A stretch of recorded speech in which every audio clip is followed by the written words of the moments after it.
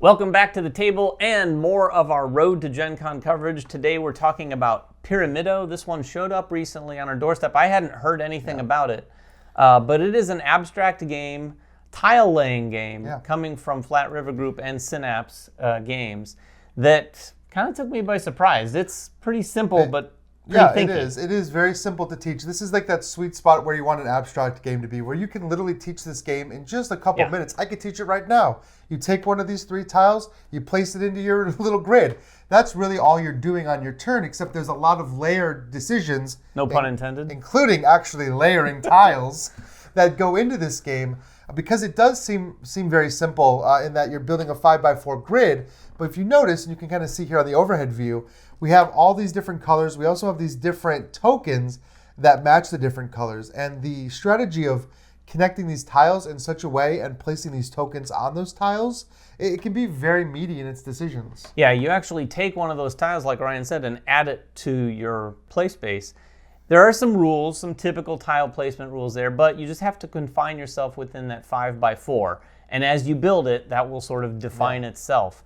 There can get situations where you kind of place your dominoes such that you've kind of messed yourself up and lift them up. You don't want to do that because you have to use these resurfacing tiles in that case.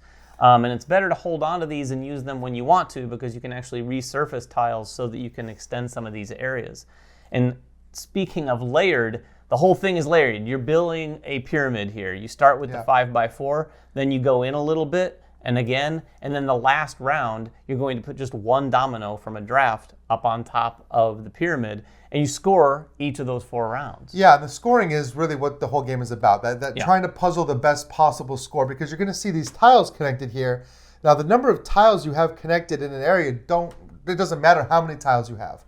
What matters are these little symbols. If you can see them here in the photo on the camera, you're trying to get as many symbols as you can in one group. It doesn't matter if you have multiple groups that all have symbols.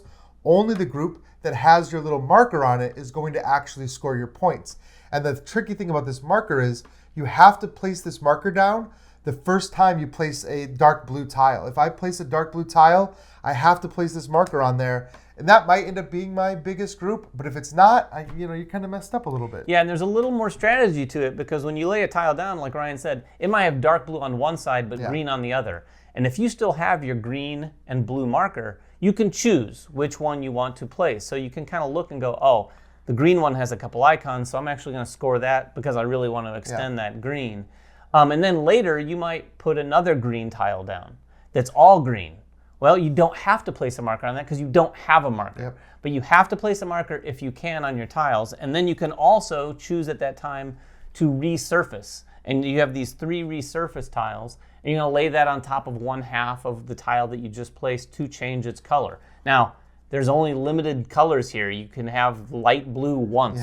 So you use that, you're not going to use it again. Plus, you're going to want to hold on to these, because at the end of the game, if you haven't figured this out already, as you build up, you're going to continue scoring areas. Between each round, you remove those markers, add to it, and then by those same rules, put the markers on the new layer. But that new layer kind of extends down to the previous layer on the outside edge, as you can see here. Ryan placed a blue, and he has these 2 icons here already. But you're going to end up covering everything up in the middle, and then again and again. So it's a very, like Ryan said, it's very easy to teach, very easy to play, but definitely thinkier than you'd expect. On my first play, you're going to sit there and go, oh, For sure. In the actual game, we put these face down, but in the actual game, these tiles are all face up.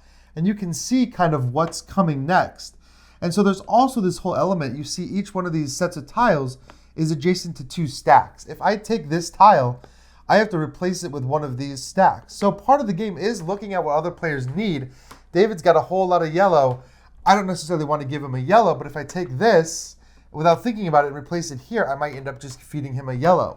And you might end up in a situation like this where both of these are dark blue. So if I take this tile, there's no way I'm avoiding giving somebody another dark blue. So you really have to be paying attention to what other players are doing, but also paying attention to what you need, because it's very easy to accidentally cover something that you really wanted to not cover as you're building up in the future rounds. Yeah, it's a very easy to play, easy to teach, easy to learn, but with layers sort of game. And this one's going to be at Gen Con, I believe, one of the games they're going to have for sale there.